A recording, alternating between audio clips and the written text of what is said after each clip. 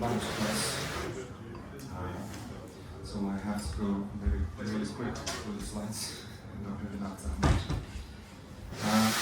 So the class is going to be what is religion and why Krishna tells us to go beyond. And I'm going to quote one verse from Bhagavatam, Srimad Bhagavatam 1, 2, 6. And we're going to start with Jai Radha Madhava.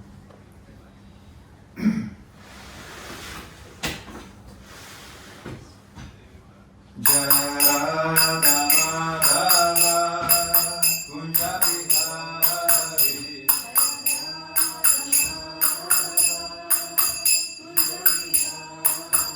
Jai Radha Madhava Kunja Bihari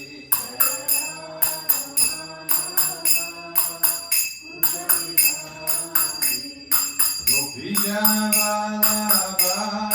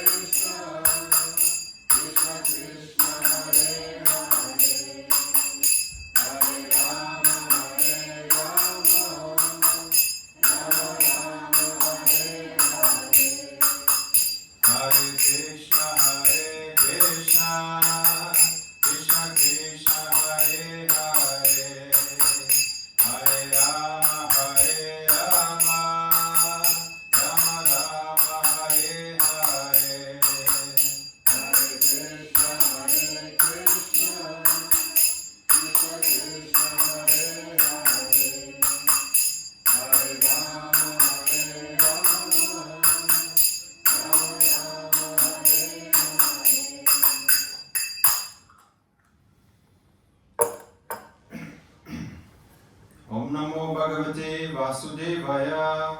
Om Namo Bhagavate Vasudevaya. Om Namo Bhagavate Vasudevaya. Om Namo Bhagavate Vasudevaya. Om Namo Bhagavate Vasudevaya. Om Namo Bhagavate Vasudevaya. So the topic for today is what is religion and why Krishna tells us to go beyond it. And so a few questions to reflect before we go straight to the Bhagavatam is what is religion? If you Google, the most common definition of religion is a relationship with God. Right? What does it mean to have a relationship with God? What does it take? What is practical way of cultivating this relationship? Anyone would like to? You, Prabhu? To serve Him, Yeah. to serve God, In what way? making praise, offering, Offering. That's good. praying. Praying. That's part of devotional service. Because Prabhupada says religion means a kind of faith, and faith may change, but Krishna consciousness is not faith. It is the eternal function of the soul. So he said religions may differ by name and culture, like Hindu, Christian, Muslim, but Krishna consciousness is universal because every soul is eternally a servant of Krishna. So many say they are religious, but they don't do anything about it, right? For example, my mother also called herself Christian, but she doesn't actually follow any the Ten Commandments. And other religions, such as Judaism, they actually have 613, I think, commandments. And so every religion, in one sense, has different kind of austerities that is involved.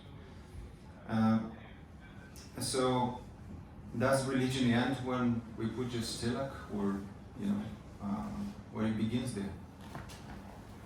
So what does it mean to have a relationship with the Lord? Surrender, surrendering the soul and making a relationship with Krishna. Yes, we need to engage in some kind of activities, right? When it comes to Krishna consciousness, devotional service.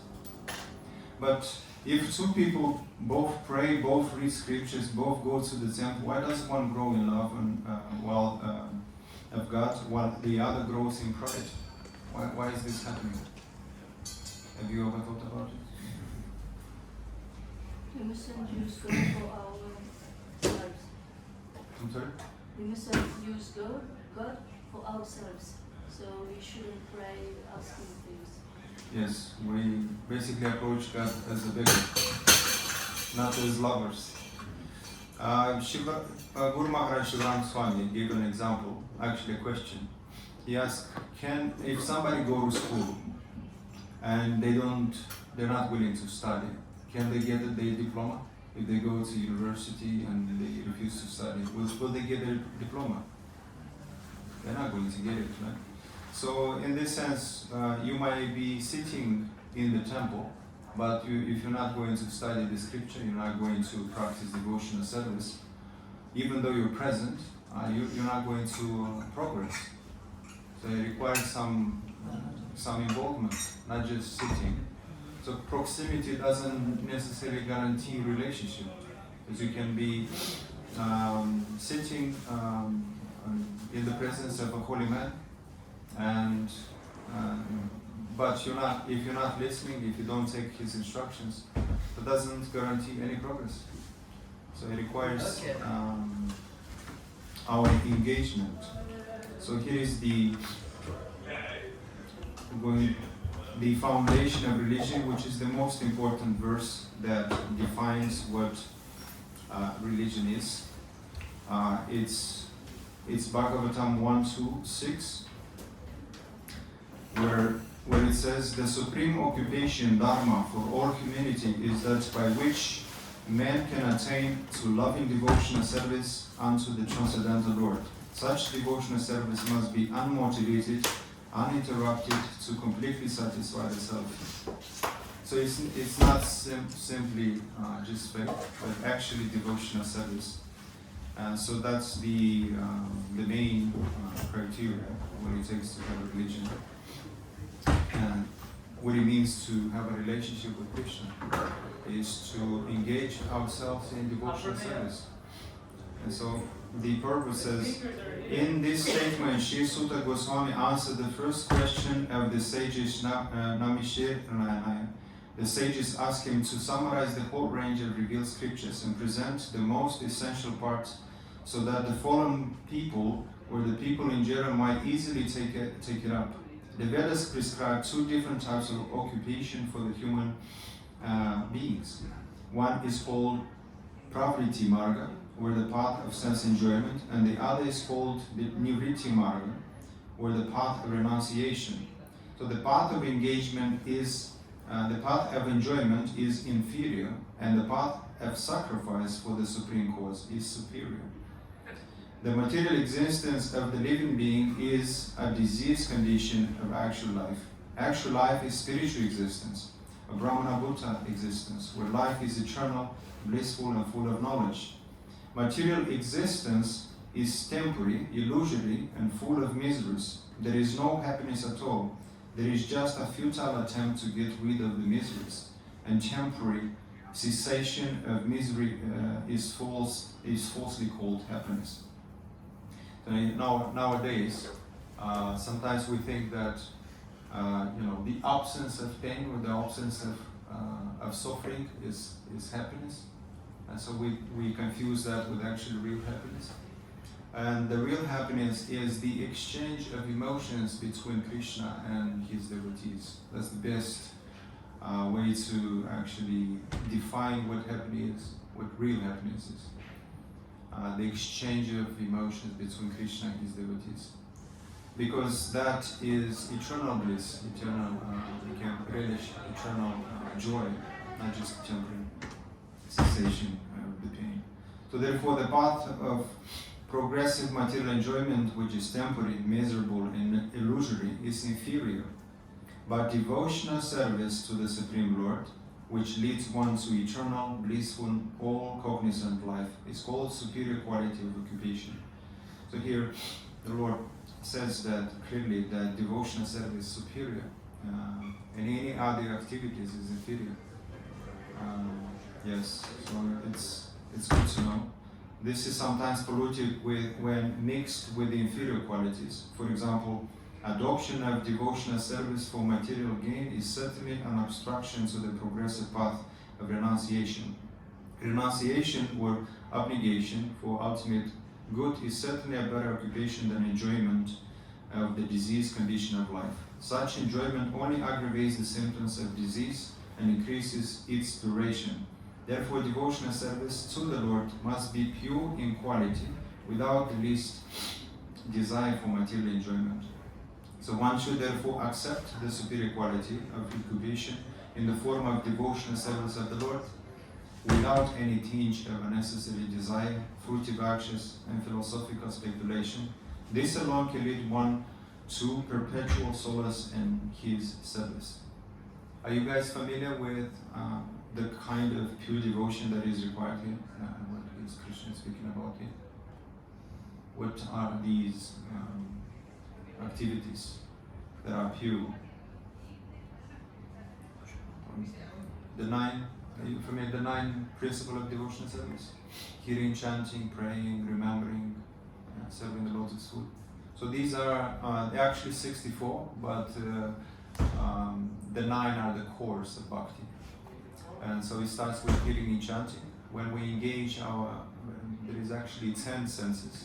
The 5 senses are the knowledge gathering senses, which is our sight, our hearing, tasting, touching, smelling. And then there is working senses, which is legs. Actually, we can engage our arms, legs, our body, mind, genitals in the proper way. So in this way we can actually engage all the senses in Krishna service, and in this way we can actually have eternal results.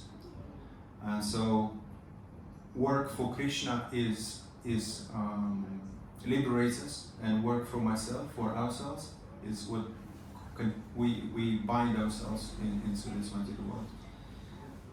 So one more piece. We have purposely denoted dharma as occupation because the root meaning of the word dharma is that which sustains one's existence. A living being's sustenance of existence is to coordinate his activities with his eternal relationship with the Supreme Lord Krishna. So Krishna is the central pivot of living beings, and he is all attractive living entity, or eternal form among all other living beings, or eternal forms. Each and every living being has his eternal form in the spiritual existence, and Krishna is the eternal attraction for all of them. So Krishna is the complete whole, and everything else is his part and parcel. The relationship is one of the servant and the served. It is transcendental and is completely distinct from our experience in material existence. This relation of servant and the served is the most congenial form of intimacy. One can realize it as devotion and servant progresses. So this identity, our eternal identity, is called Svarup, is gradually revealed to us by the mercy of Guru, where Krishna's mercy, when we engage our senses in devotional service, then ultimately at some point our eternal relationship is revealed to us, who we are in relationship with Krishna, how old we are. We have eternal age between 12 to 16. And the occupation in Krishna Loka. Isn't that amazing? So once that is revealed, then we can serve Krishna in that mood. And so what people think religious is usually like a label, such as I'm Hindu, Muslim, Christian. Or people might think as a habit, going to the temple, fasting, or following rituals. Or the moral system, like be good, don't harm others. So these are most prominent one, especially when I was not religious. I was thinking this way. But these things are good, but they are not the essence. They are the body of religion, but not the soul of it. It's just pretty much the surface of religion. And so here's an example. Just as a body without a soul is a corpse, rituals and external observances without love of God are like religious corpses. When love of God departs, religion becomes dry moralism or political identity. So just like calling yourself I'm this, I'm that, but I don't practice it. I don't go to the temple. I don't follow any instructions. Just like these wild senses, which is compared with the wild horses. If we follow that, then we take instructions from the lower intelligence. And so that's why Sri Chaitanya Mahaprabhu taught not to follow religion but awaken love of Godhead. And this awakening is happening through devotional service, not merely calling ourselves I'm religious, but I don't like to go to church, or I don't like to chant. Yes. So recently, my Guru Maharaj released three debates, and he spoke with his devotees, and his devotees pretended like they're atheists. So they spoke more religion, and he gave a definition what actually religion is. And he said that religion means following the laws of God. And it doesn't matter actually which religion, because if they are a religion and they don't follow the laws of God, that means it's not a religion.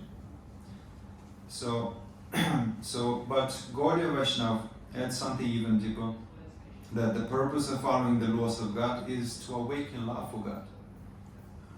That's the whole idea of engaging ourselves in devotional service, so we can awaken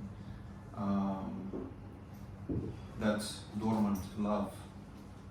And the only means to awaken that love is through devotional service. So the law is not the goal, it is the pathway to relationships, all these laws. Yeah. But when a child obeys his father only because of rules, there is a distance. But when he obeys out of love, that's when it's intimacy. And so that's primarily why Krishna told Arjuna to go beyond religion. I'm going to quote at the end, the 1866, where he says that give up all the religion, surrender to me. So that's part of it. So, religious rules are like a map. Love of God is the destination. If someone spends all his time polishing the map, memorizing the routes, but never travels, he remains in the same place, just more informed about the journey he never took. Yeah. What's the point of knowing those rules if you don't follow the rules? Some even people think that laws are created so you can disobey them. And as a result, they attract all sorts of calamities in their life and disturb even others. But if you follow the rules, you have a blissful journey. Yes.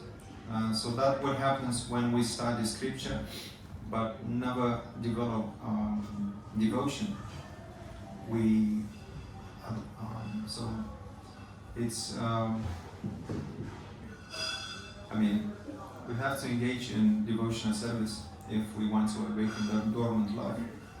It is a verse that Bhagavad Gita that I was about to quote. Abandon all varieties of religion and just surrender unto me. I shall deliver you from all sinful reactions.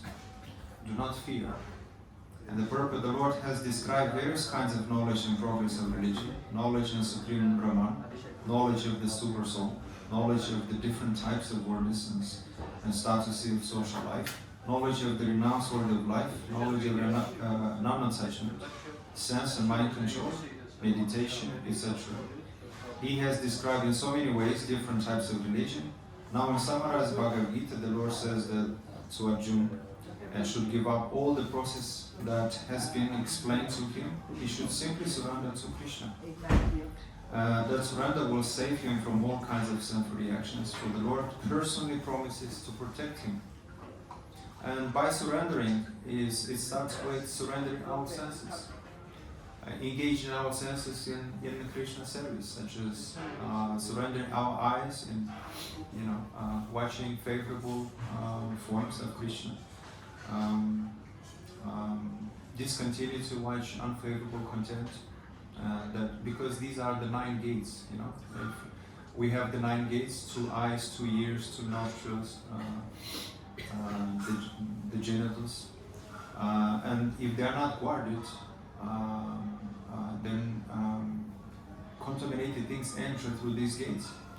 And so the only way we can guard them is to engage them properly. Our ears in hearing the favorable subjects, Krishna Katha, Bhagavatam, engage in our intelligence in spreading Krishna consciousness, engage in our nose to smell the lotus fruit that is offered at the lotus feet, and engage in our speech, in constantly speaking about it. In this way, our senses are guarded, are purified at the same time they are guarded, and nothing can enter through them. So does that mean that to reject religion?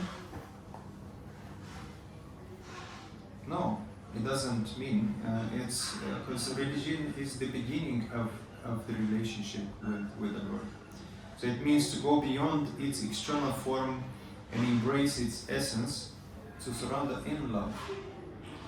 And so the purpose of religion is to bring us to the point where we willingly, lovingly surrender to Krishna. It's preparing us, the rules and regulation, so that spontaneous love is awakened. Because if we don't follow the rules, we cannot be disciplined, and that spontaneous devotion does not arise. But once you go beyond it, then you just surrender. You don't. You still maintain the rules and regulation to even pure devotees who attain the highest goal of life. They still follow the rules and regulation for the sake of teaching others, setting an example. Because if an authority, a pure devotee, a saintly person, do those kind of activities, everybody follows. So after that, religion as obligation becomes religious as love, a relationship with the Lord. So the essence of the Bhagavad Gita is in this verse, Bhagavad Gita 11:55, where Krishna speaks about the 5 keys, which can you can actually take this as a formula, where he says, "My dear Arjuna, he who engages in my pure devotional service, free from contamination of fruitive activities and mental speculation, he who works for me, who makes me the supreme goal of life, and who is friendly to every living being, he certainly comes to me." So I highlighted the word "certainly" because these are the 5 keys that guarantees that we come to the Lord if we follow. To make the supreme goal of our life, not to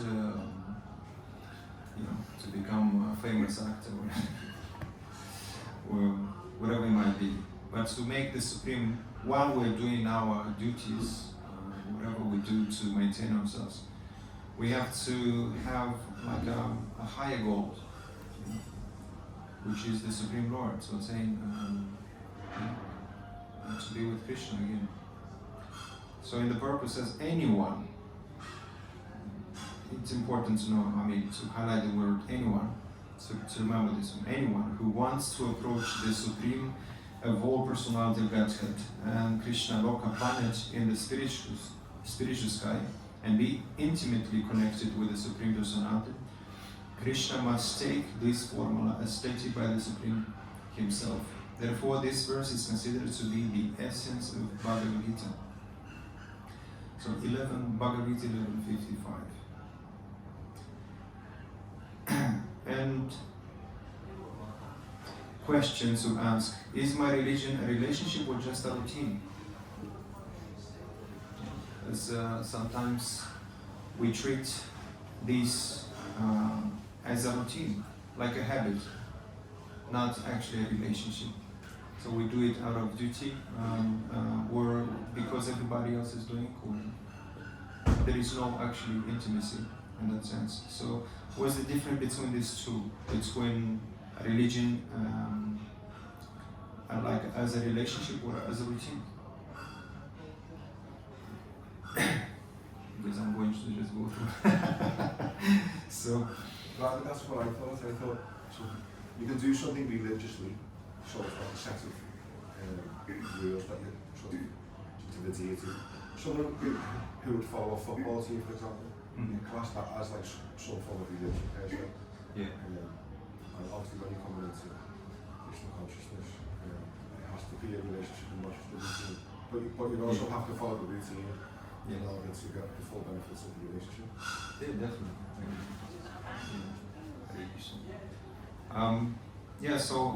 You're right about that. It's both. It's a combination. So a religion as a relationship means living with love, trust, when you have full faith. You know that Prabhupada says faith is unflinching trust in something sublime. And it starts with that, when we cultivate that faith, that kind of faith. And personal connection with God, like a heart-to-heart bond that inspires transformation and gratitude. So every prayer, chant, or ritual becomes an expression of affection and service. It's not just a ritual. But a religion as a routine means performing rituals mechanically or socially, without real remembrance of or feeling. So the focus shifts from pleasing God to keeping habits or appearance, just to kind of be approved of, so you don't look crazy in my country especially. If you don't do it, people think you're an atheist or something. And so they do it out of, they don't want to feel judged by their families, and so they kind of follow along, go to church, even though they don't care. So here is a verse, the next verse after the first verse that we quoted today, which is 1:2:6. Now it's 1:2.8. Yes. So in the translation, the occupation activities a man performs according to his own position are only so much useless labor if they do not provoke attraction for the message of the personality of Godhead. So here is the key in this very short verse, which if one basically, one's performance of religion does not awaken attraction for hearing about Krishna, it is simply a waste of time. Yeah. So we can engage in so many different kind of activities and all sorts of rituals and religion, but if that doesn't wake up the love of God, it is simply a waste of time.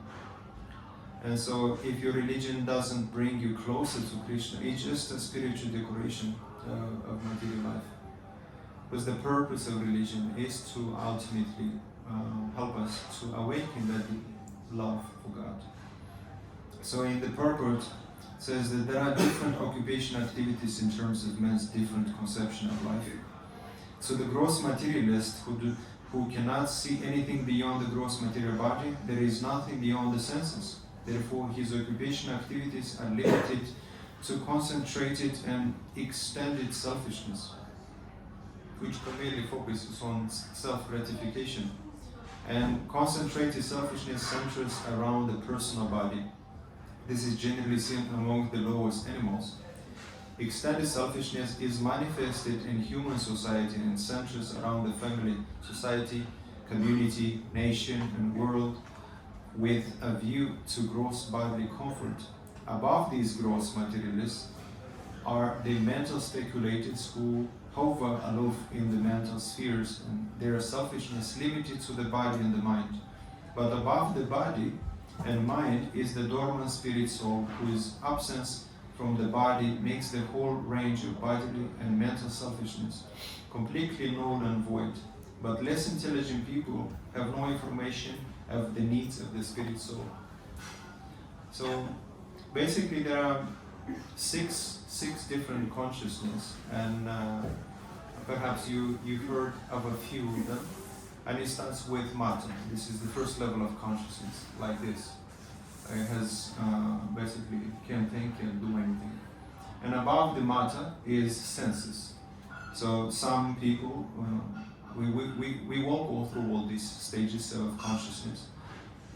They take instructions primarily from the senses. And that's how they live. And the problem is that the same thing do anybody else, and dogs as well.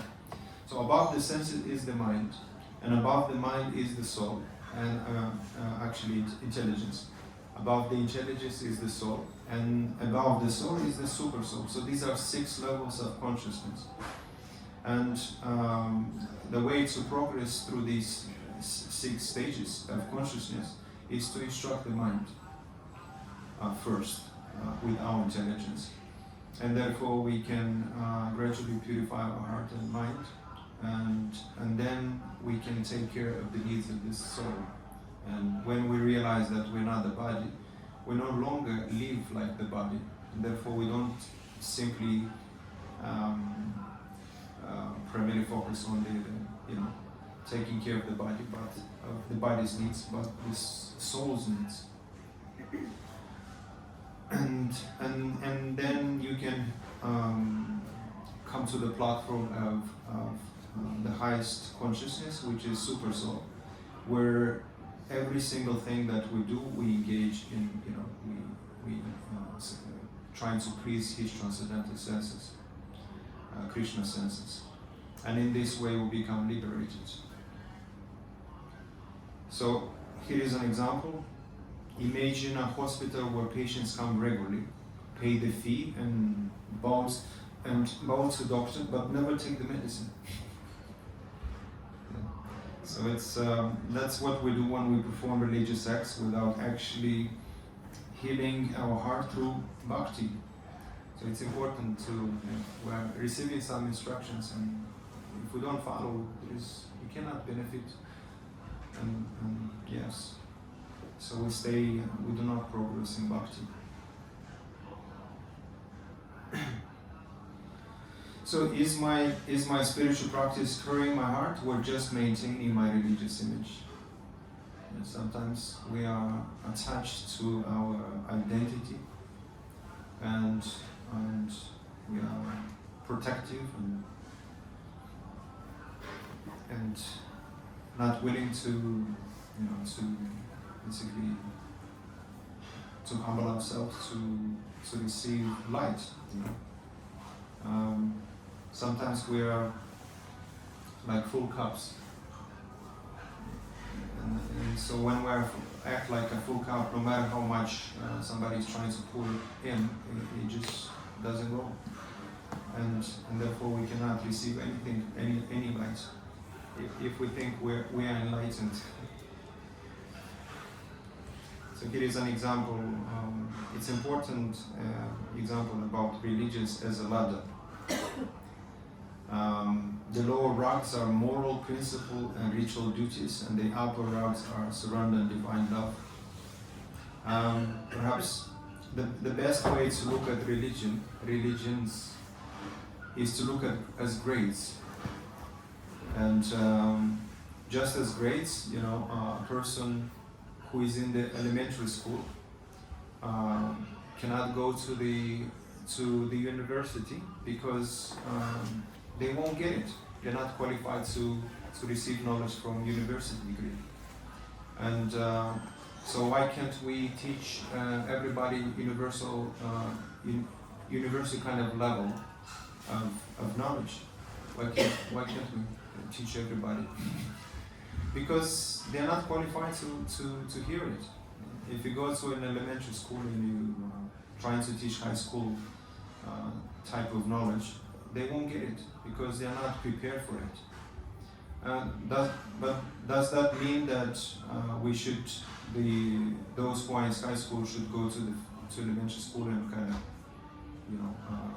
bully them, or and shame them? Or you're less intelligent, you're in elementary school, you shouldn't be here, you should come with us. This is actually what happens among religions, right? When we forget that one grade actually is complements another grade, is preparing the elementary school type of religion prepares the soul to go to the next, and ultimately when they are qualified, they come. And there are symptoms when somebody has graduated from one religion. It starts with confusion, unanswered questions, gut feeling, and so they are looking for answers. And ultimately, we go to the next level, next grade in religion ladder, and then we receive some answers, more answers.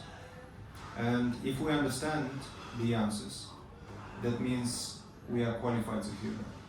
And if we don't, sometimes we're not ready to come to the highest platform because it requires more surrender. Just like in the first grade, not so much attention is required from us. In other words, not so much surrendering our attention is required, just ABCD kind of attention. And then as we go up, then we have so many more subjects, so much more required from the students. Almost the whole day they have to dedicate to school, homework, all that. And so when you come to Bhakti, which is pretty much the ultimate stage, the last stage, that's why it's called Vedanta. Vedanta, which means the end of knowledge. It requires you to surrender completely. You know, so it's so Chaitanya Mahaprabhu gave us the highest rank, pure love of Godhead, and that is required all our attention and spend everything. So for Gaudiya Vaishnava religion, Dharma is not about reaching heaven, nor just liberation. It's about awakening rasa, which is also translated as mellow. It's a loving exchange with Krishna. And so sometimes we aspire for, I was in the beginning of my Krishna consciousness, I wanted moksha, to achieve moksha. I thought that's the goal of life, because I didn't know. And I was kind of confused and even angry when I was reading Nectar of Devotion. Why these pure devotees, they don't ask for moksha, they don't care. They're not interested in liberation. Because they're actually interested to attain the pure love of Godhead, pure attachment to the Lord. And that liberation comes as a default. You don't even have to ask for it, it just comes as a result of bhakti. You just get it. And so what's the point of asking for it? So pure love for Krishna is the highest goal of life. And religion that ends in duty is incomplete. And religion that culminates in love is perfect. And here is an example. I think I have a few slides. We're going to have prasad in a little bit. I'm going to speak until they come. And so religion is the seed, devotion, bhakti is the tree, the love of God, prema is the fruit. And if you only protect the seed but never let it grow, you will never taste the fruit. And devotional service is what is watering our bhakti when we engage our senses in devotional service. So, I think it's a question to reflect. When does religion end? Yeah. You can actually read that. When duty becomes delight, when the laws of God becomes the longing to please Him, when you don't do it because you have to do it, but you do it because you want to do it. And that usually happens when we awaken that spontaneous love, Raganuga Bhakti. But it starts with Vaidhi Bhakti, which is rules and regulation.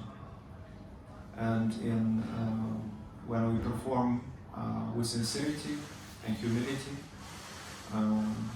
with faith, then that faith awakens, and you don't do it because you must do it. Just like when you care for your child, you don't do it because you must do it. It's natural. Something, you have that love, unconditional love for your child. So you change the diapers even though it's nasty. You do it out of love, not out of duty. So is my practice leading to love and humility, or to pride and identity? Good question to reflect upon. Or do I serve out of fear of God or out of affection for Him? This is two different relationships. We approach in fear. I approached Krishna. That was my beginning. I approached Krishna in fear because I thought I'm going to die. But eventually that relationship shifts when you become attached to Krishna, and that completely changes after that. So, and I actually made it through the slides. And in the last, with this verse I'm going to conclude and we can have prasad. In Srimad Bhagavatam 11:242. says devotion, direct experience of the Supreme Lord, and detachment from other things. These three occur simultaneously for one who has taken shelter of the Supreme Personality of Godhead, in the same way that pleasure, nourishment, and relief from hunger comes simultaneously and increasingly with each bite for a person engaged in eating. So these three things, as it says, devotion, direct experience of the Supreme Lord, and detachment from other things, takes place when we take shelter at Krishna's feet and we engage in devotional service. And especially the direct experience of the Lord Krishna. And it is experienced in 3 stages. And the first stage is when we realize Brahman, which is the impersonal effulgence of impersonal Krishna, which is pretty much everything that exists is in Krishna. And the second stage happens a little bit later, which is Paramatma, the localized Krishna, which is within our heart. And that can experience, that's the second stage is experienced, and everyone actually experiences Paramatma in different ways. Some experience as warmth, some as instinct, some as a feeling of presence, some as light, some actually have darshan. And then the third stage is the ultimate stage, when we know Krishna as a person, separate from his creation. And with this, and so by rendering devotional service, one experiences the Supreme Lord directly and becomes detached from everything else. And so this is the real fruit of religion. Yeah.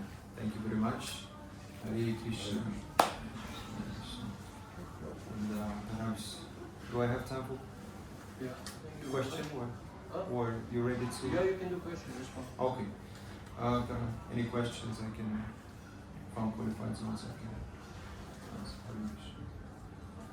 If not, we can jump straight to Prasad. I think it's important to sort of distinguish between praying the wish, when people pray for the family or they pray for things that they need, sort of worshiping Krishna for stuff for themselves. And Krishna's not interested in, he's only interested in himself.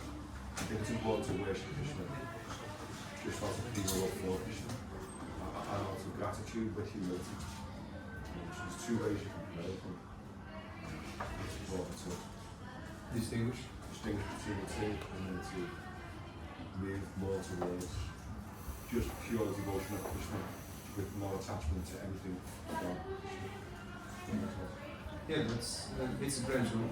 We start in the morning of reverence, and most of us approach the Lord as beggars in the beginning.